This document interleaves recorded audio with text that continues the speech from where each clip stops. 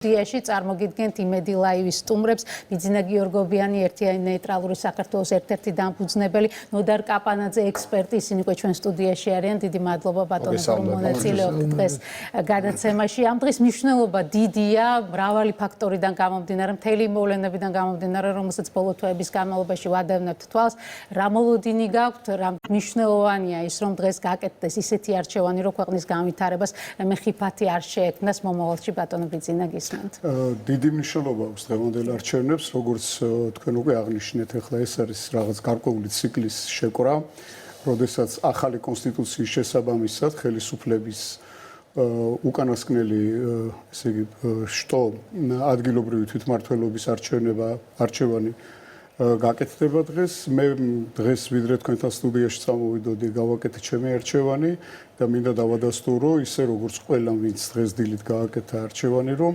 არჩევნები არის ძალიან მაღალ დონეზე ორგანიზებული, ძალიან მაღალ ტექნიკურ და ორგანიზაციულ დონეზე არის გაკეთებული ყველაფერი. ძალიან დიდი მნიშვნელობის არჩევნებია და ეს არჩევნები იქნება ჩემი ვარაუდით გარდამტეხი საქართველოს ახალი პოლიტიკური ცხოვრების დაწყებისათვის.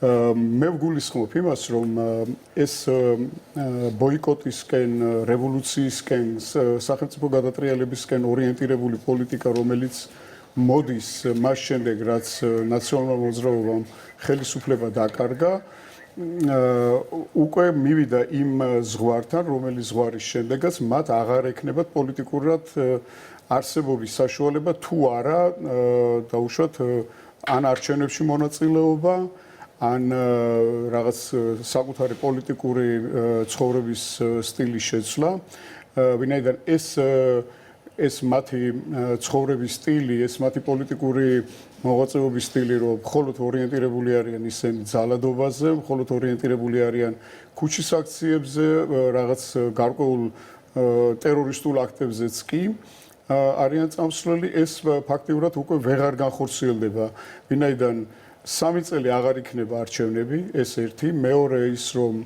ახალი პოლიტიკური ძალები გამოვლენ ასპარეზზე, ითხოვს უკვე საზოგადოება ამას, საზოგადოება ძალიან გაიზარდა, საზოგადოება ძალიან მომწიფდა და სხვა მოთხოვნილებები აქვს საზოგადოებას. ასე რომ დღევანდელ დღეს ძალიან დიდი მნიშვნელობა აქვს, მე ვარაუდობ, რომ ყველაფერი ჩაივლის წყნარად და მშვიდად, არავითარი ექსცესები, სერიოზული ექსცესები არ იქნება, შეიძლება კონდეთ რაღაც გარკვეულ ჯგუფებს პატარა რაღაც ისეთი შეხლა შემოხლის მცდელობა საღამოხანს, თუმცა ამაშიც ეჭვი მეპარება, რომ რამე ესეთი არსებობს. ბატონო და როგორ ფიქრობთ, არის თუ არა შეგვიძლია თუ არა ერთგვარად დღევანდელი დღე განვიხილოთ როგორც რადიკალიზმის დასასრულის დასაწყისი, რადგან ის პარტიები, ვინც უარი თქვა საკუთარ მანდატებზე პარლამენტში და შესაბამისად ეს ადამიანები უკვე დარჩნენ ქუჩაში, საარჩევნო ციკლის დასრულების შემდგომ უკვე ნიშნავს იმას, რომ ეს რადიკალიზმი დასრულდება. ამ კითხვაზე მინდა თქვენგან პასუხი, თუმცა როგორც მეუბნებიან, ახლა უკვე CSKO-ში იწყება ბრიფინგი და შესაბამისად ამ ბრიფინგს ჩვენ შემოგთავაზებთ პირდაპირ ეთერში, უნდა გავიგოთ ბოლო მონაცემები ამ მრჩევლის აქტივობასთან დაკავშირებით, მანამდე მე შეგახსენებთ, რომ დილის 10 საათის მონაცემებით აქტივობა იყო 7.91%. კი ბატონო, ვაგრძელებთ უკვე სტუმრებთან საუბარს, ბატონო და ჩემი კითხვა ბოლოს მდგომარეობდა იმაში, რომ ნიშნავს თუ არა ეს პროცესების რადიკალიზაციის დასასრულს ეს დღე განსაკუთრებით. მოგესალმებით, მივესალმები თქვენს მაყურებელს. პირველ რიგში დასასრულის დასაწყისად. მეც და დილით ვიყავი მისული საარჩევნო უბანზე, გავაკეთე ჩემი არჩევანი. ვითარება იყო ძალიან მშვიდი. მარკირება, იდენტიფიკაცია, ხმის მიცემა, ხმის ანონიმურობა, ყველაფერი გარანტირებული იყო, ძალიან ყველაფერი ნორმალურად ჩატარდა, წამოვედი ხმის მიცემიდან აბსოლუტურად ყოველგვარი ემოციის გარეშე. ახლა რა შეეხება თქვენს მიერ შესავალში მოტანილ სტატისტიკას, იმის პატარა ანალიზი რომ გავაკეთოთ. 3 მილიონი ნახევარზე ცოტა მეტი ამორჩეველია რეგისტრირებული საარჩევნო სამორჩეველთა ერთიან სიაში. აქედან 3 მილიონი 100.000 ხმას აძლევს ეს ელექტრონული სახით, ელექტრონული დათვლის წესით. ანუ ელექტრონული დათვლის წესით მოცული არის ამორჩეველთა თითქმის 90%. ელექტრონული დათვლის წესით არჩევნების ხმების გაყალბება იმდენად რთული საქმეა, რომ ნამდვილად არ ღირს ამის გაკეთება, ჩიტიბრულად არ ღირს, ასე ვთქვათ. ანუ ამის ეს თითქმის უზრუნველყოფს იმას, რომ შენი ხმის ხმა დაცულია რა. ამდენად ამის ასე ვთქვათ, პრეტენზიები აქ ნაკლებად არგუმენტირებული იქნება. რაც შეეხება იმ ამბავს, რაც თქვენ ბრძანეთ დასაწყისში, რომ იყო რაღაც მცდელობები, რომ რაღაც დარღვევების აღმოჩენის და ასე შემდეგ, ხო? მე ყოველთვის ყველას ვეუბნებოდი ერთსა და იმავე რამეს და იგივეს გავიმეორებ ახლა ახალს არაფერს არ ვამბობ. ნებისმიერ დარღვევას აქვს თავისი ფორმა, თავისი აღწერილობა, თავისი შინაარსი.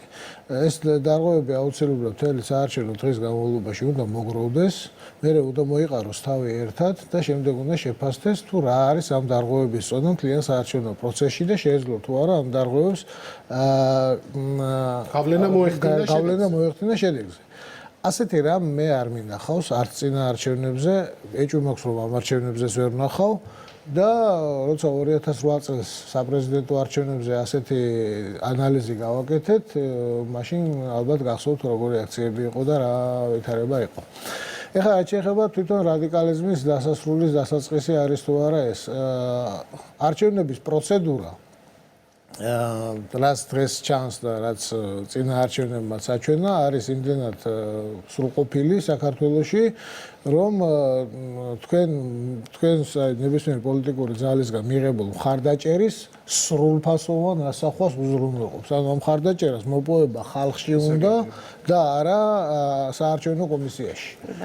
და ამდენად როდესაც ეს პროცედურა დაცულია ну, კეთილი ინებეთ და ამ პროცედურაში ისე იმოქმედეთ, როგორც ეს არჩევნებზე უნდა იმოქმედო და არა ბატონო, სანამ დავასრულებ საუბარს, ორივესთან გვაქვს ეს კითხვა, აი როგორი იქნება ხვალინდელი დღე, პოლიტიკური ცხოვრება, როგორ გაგრძელდება ჩვენი ქვეყნის გულისხმობ იმას, რომ მაინც არის დაანონსებული ეს მშვიდობიანი დამხობა და ჯერჯერობით ისევ საკმაოდ დამაჯერებელი განცხადებები კეთდება იმასთან დაკავშირებით, საათებიც კი არის დათქმული, რომ აი ხელისუფლება უნდა გადაიბარონ. ახლა რამდენად სერიოზულად შეიძლება და ყურადღება მივაქციოთ ამ გეგმას, რაიმე პროვოკაციის რისკი თუ არსებობს, აი საბოლოო ჯამში უკვე დღის მეორე ნახევრის მოლოდინი როგორი გაქვთ ასეთ. ძალიან არასერიოზულია ეს ყველაფერი.